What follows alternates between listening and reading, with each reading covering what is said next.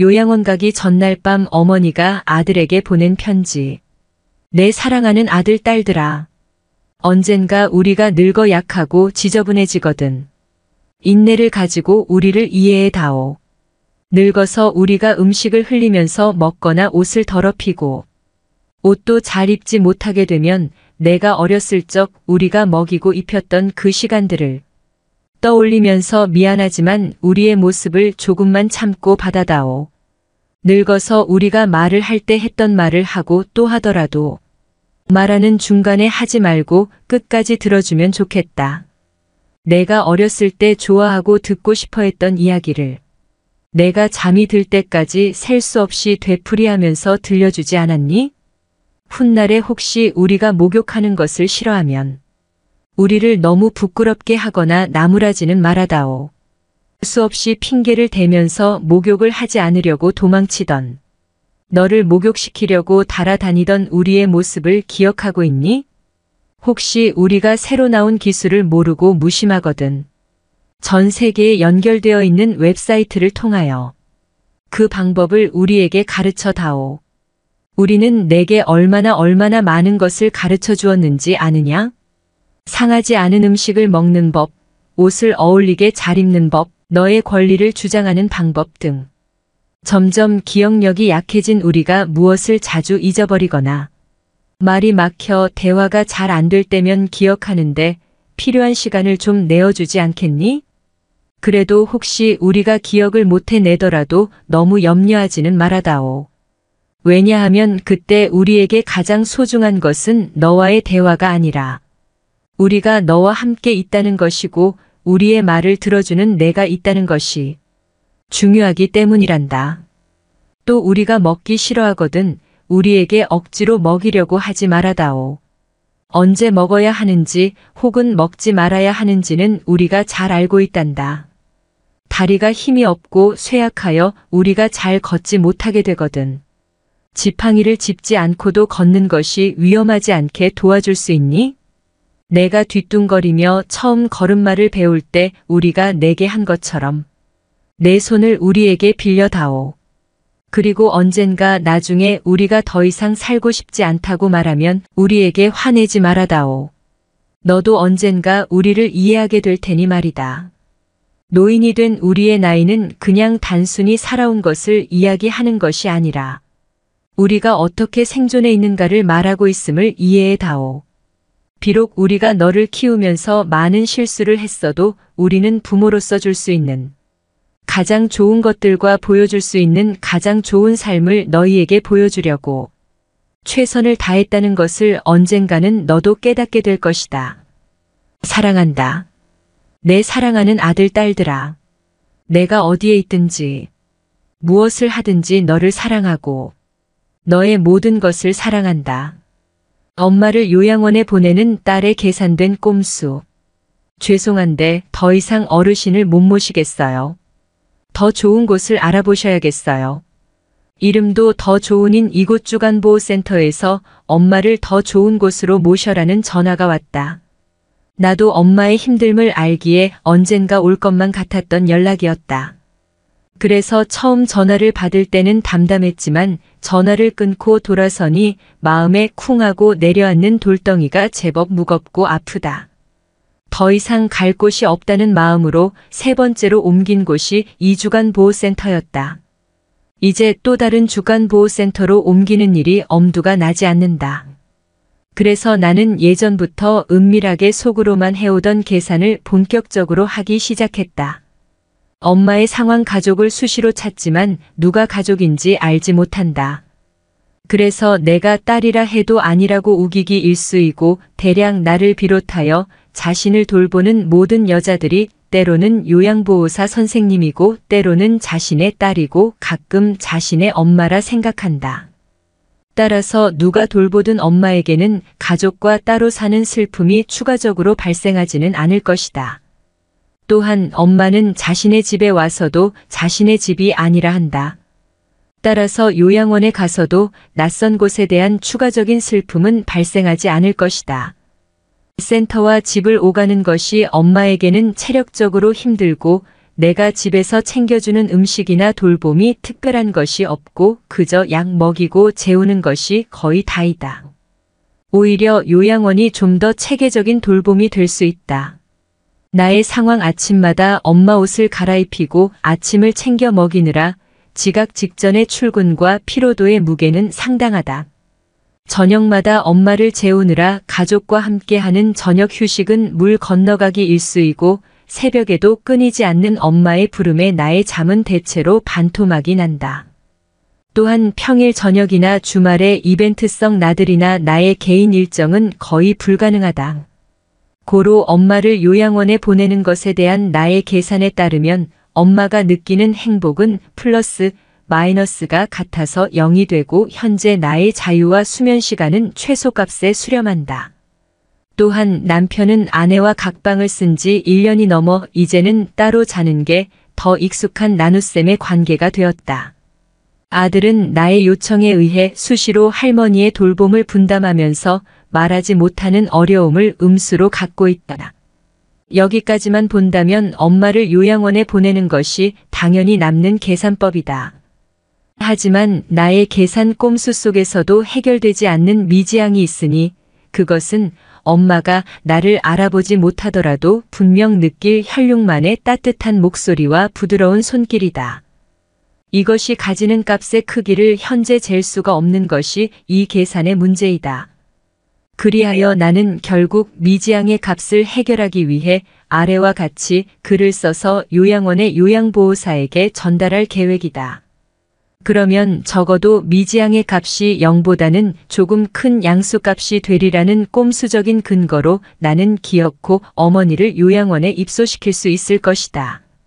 저희 어머니를 돌봐주시게 될 요양보호사님께 한 명의 혈육 어머니를 보살피는 것도 이렇게 쉽지 않은데 여러 어르신을 돌보아 주시는 것에 너무나 큰 감사를 드립니다. 죄송하게도 이렇게 글로 부탁 말씀을 드리는 것은 저희 어머니의 현재 신체적, 정서적 상태와 습관을 알려드려서 어머니가 좀 더 빨리 그곳에서 잘 지내셨으면 하는 마음 때문입니다. 첫째, 저희 어머니는 수시로 특히 자다가 간식을 찾으십니다. 그럴 때에는 제가 보내드린 이 과자들과 음료를 드실 수 있도록 해주시면 감사하겠습니다. 둘째, 저희 어머니는 수시로 자신을 돌봐주는 사람을 선생님 또는 영엄마식으로 부를 것입니다. 그리고 누구를 찾거나 말이 안 되는 요구를 하실 것입니다. 그럴 때 누구 어디 있냐고 하면 곧 온다고 해주시고 요구사항은 알겠다고 둘러대시거나 대충 들어주시면 엄마가 마음의 안정을 찾으실 겁니다.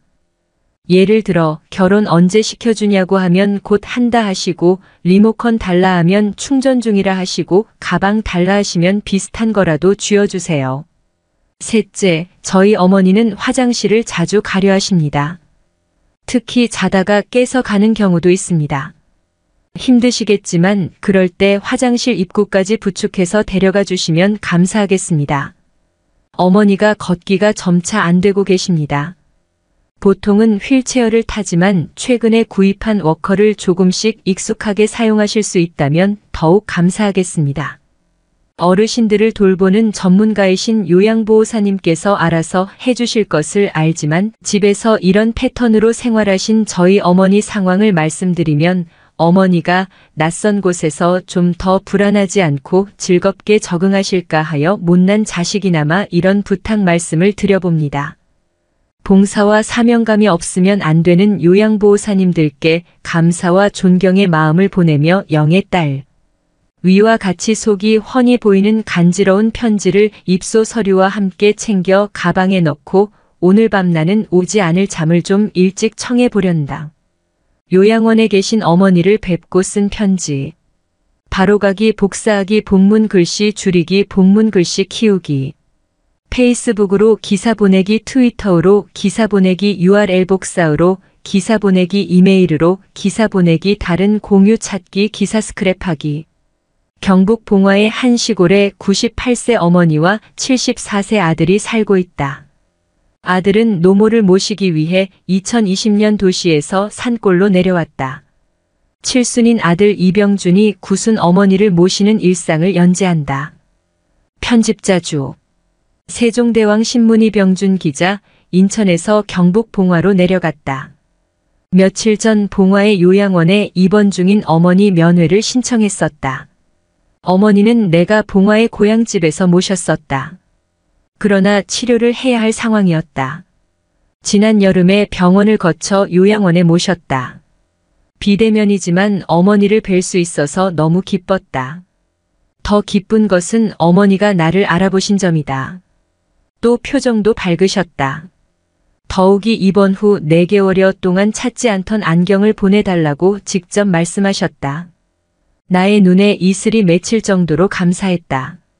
면회 후 어머니에게 글을 올렸다. 어머니, 우선 죄송하다는 말씀드립니다. 끝까지 집에서 모시려고 했습니다. 그러나 뜻과 맘대로 이루어지는 일이 아니었습니다. 2년간 어머니 곁에 있었지만 어쩔 수 없이 요양병원에 모시게 되었습니다. 새겨서 헤아려 주시길 빕니다. 어머니, 아마 저도 얼마 후에는 그곳을 거쳐서 이승을 떠나게 되겠지요. 그러나 요즘 우리나라 요양병원의 시설이 잘 되어 있어요. 정부 지원도 많이 받아서 아주 좋아졌어요. 국가 자격시험에 합격한 요양보호사님과 간호사님이 24시간 근무하며 보살펴주고 있습니다. 가정에서 가족들이 돌보는 것보다 훨씬 안전한 것도 사실입니다. 어머니, 그래서 주의하셔야 몇 마디 말씀드립니다. 일 함께 있는 분들이 잠자는 시간이나 잠들려고 하는 시간에는 조용히 하시면 좋겠어요. 이 의사 선생님, 간호사님, 요양보호사님의 말씀을 잘 들어주세요. 또 어려운 점은 주저하지 말고 요양보호사님께 말씀하셔서 불편이 없도록 하세요. 특히 대소변이나 기저귀와 옷 갈아입는 일도 마찬가지입니다. 삶 지나간 세월에서 안 좋았던 일보다는 즐겁고 기뻤던 일들을 기억하세요.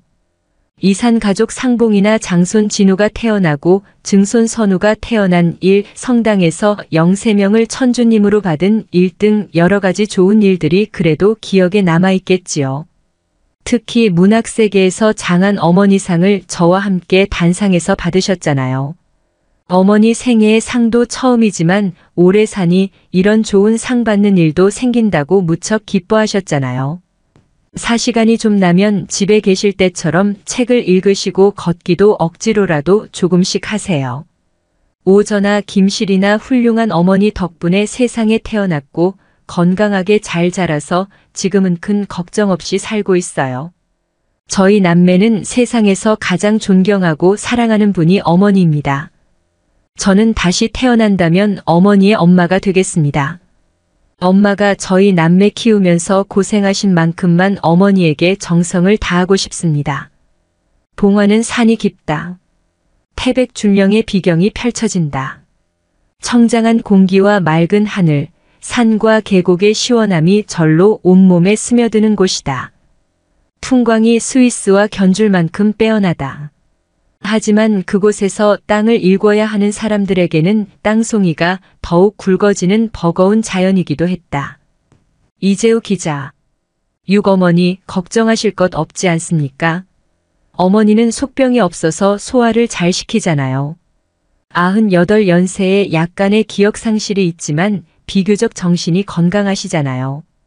요양보호사님은 양반이뿐이 치매로 정상적인 현상이라고 합니다. 크게 걱정할 일 아니라고 하니 걱정하지 마십시오. 칠어머니 안경 보내드립니다. 침상 머리맡에 놓아둔 책 어머니 봉양일기는 제가 쓴 책입니다. 어머니를 모시면서 쓴 일기를 모아서 책으로 엮은 것이니 시간 나는 대로 읽어주세요. 저는 책을 쓴 보람을 크게 느끼겠습니다.